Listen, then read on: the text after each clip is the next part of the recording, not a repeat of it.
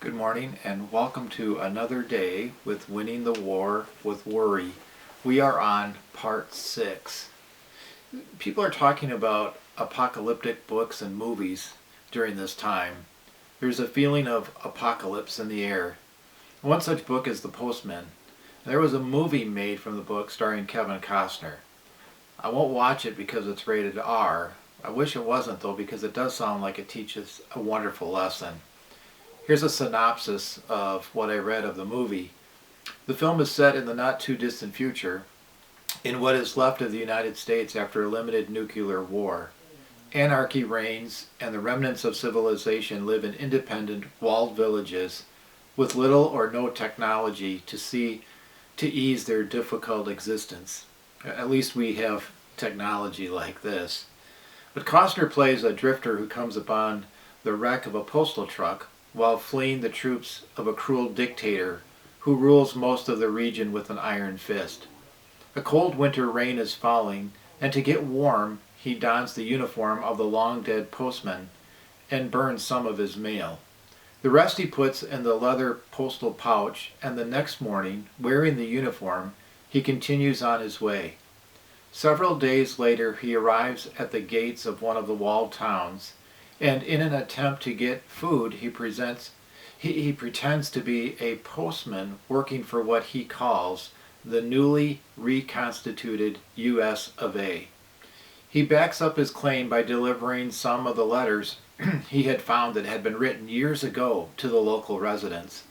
The letters he had found in the wrecked postal truck.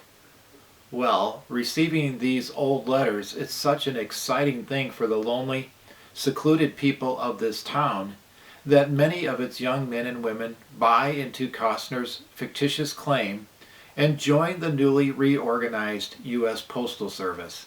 They form a mail delivery system, much like the Pony Express of the Old West, and are soon riding on horseback from town to town, delivering letters to friends and family. In this way, society is unified once more. The simple act of giving and receiving mail becomes the catalyst that leads to the overthrow of the dictator and the reestablishment of a democratic government. Civilization thrives once again.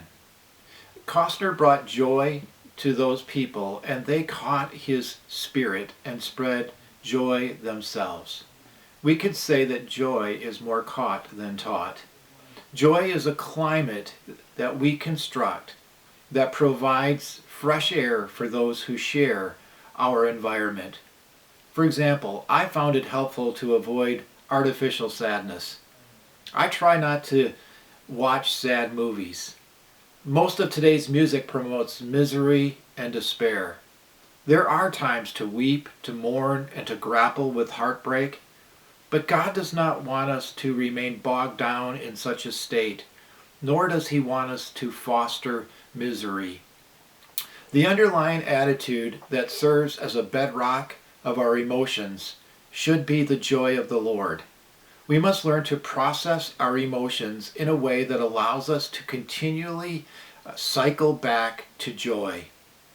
I'd rather be upbeat than beat up. And I don't want others to be beat up or cast down by my attitude. Attitudes are contagious. Your attitude is the climate control setting for your marriage, home, school, or workplace. The Christians in Philippi were worried about Paul and demoralized by his imprisonment. They worried about the future of Christianity. They were anxious. They were discouraged and fearful of persecution. But when Paul wrote to them, his letter conveyed a positive atmosphere. It created a climate of joy in the hearts of the readers. Paul's attitude of optimism and peace spread throughout his contacts in prison, to the Philippians, and on to you and me through his writings. To paraphrase the poet, one ship sails east, one ship sails west, regardless of how the winds blow. It is the set of the sail and not the gale that determines the way we go. We decide which way to set sail in life. We can sail towards joy or towards anxiety and pessimism. Paul set the tone.